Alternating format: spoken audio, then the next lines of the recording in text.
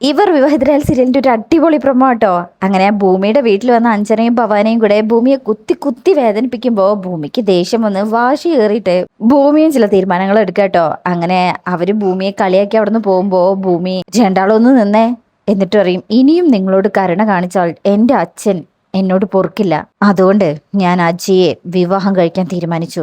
ഇത് കേൾക്കുമ്പോ അഞ്ജനയും ഭവാനിയും ഒന്നും ഞെട്ടുന്നുണ്ട്. എന്നാലും അതുവരെ വലിയ കാര്യമാക്കി എടുക്കുന്നില്ല. അജയ് എന്തായാലും തീരുമാനത്തിൽ നിന്ന് പിന്മാറില്ല എന്നുള്ളൊരു ധൈര്യത്തിലാണ് അവിടെ നിന്ന് പോകുന്നത്. അങ്ങനെ പിന്നീട് ഈ വാശിപ്പുറത്താവണം ഭൂമിയെ അജയെ വിളിച്ചിട്ട് വിവാഹം കഴിക്കാൻ സമ്മതമാണെന്ന് പറയും.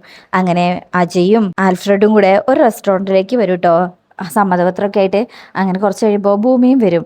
എന്നിട്ട് പറയും, വിവാഹം ജീവിതത്തിലെ ഒരിക്കൽ മാത്രം സംഭവിക്കേണ്ട കാര്യമാണ്. അതിനൊരു നാടകമായി കളിക്കുന്നത് എനിക്ക് അംഗീകരിക്കാൻ ബുദ്ധിമുട്ടായിരുന്നു. ഇപ്പോ എനിക്ക് സമ്മതമാണ്. ഈ വിവാഹത്തിന് എല്ലാവിധ ചടങ്ങു പ്രകാരവും സമ്മതമാണ്. അത് കേൾക്കുമ്പോൾ അജയ്ക്കും ആൽഫ്രഡിനും സന്തോഷമാവും. അങ്ങനെ ഭൂമി പറയും, പക്ഷേ അതിനപ്പുറം നമ്മൾ തമ്മിൽ ഒരു തരത്തിലുള്ള ദാമ്പത്തിക ബന്ധവും ഉണ്ടായിരിക്കില്ല എന്ന് പറയുമ്പോൾ അജയ് അതിന് വാക്ക് കൊടുക്കും. അങ്ങനെ അവര് ഇങ്ങനെ സംസാരിക്കുമ്പോൾ ഭൂമിയുടെ കണ്ണൊക്കെ നിറയുന്നുണ്ട്. അത് അജയ് ശ്രദ്ധിക്കുന്നുണ്ട് കേട്ടോ. അങ്ങനെ അവര് കൈ കൊടുത്ത് വിവാഹ ചടങ്ങിലേക്ക് പോകാനുള്ള സമ്മതപത്രത്തിൽ ഒപ്പുവെക്കാട്ടോ. അപ്പൊ എന്തായാലും അഞ്ജന കാരണം തന്നെ ഭൂമിയെ ആ വിവാഹത്തിന് സംബന്ധിച്ചിരിക്കുകയാണ്. അപ്പൊ നമുക്കിനി അടുത്ത കിട്ടില്ല ഭാഗങ്ങളുമായിട്ട് വരാം. റിവ്യൂ ഇഷ്ടപ്പെട്ടാൽ ലൈക്ക് ചെയ്യാനും സബ്സ്ക്രൈബ് ചെയ്യാനും സപ്പോർട്ട് ചെയ്യാനും മറക്കരുതേ. താങ്ക്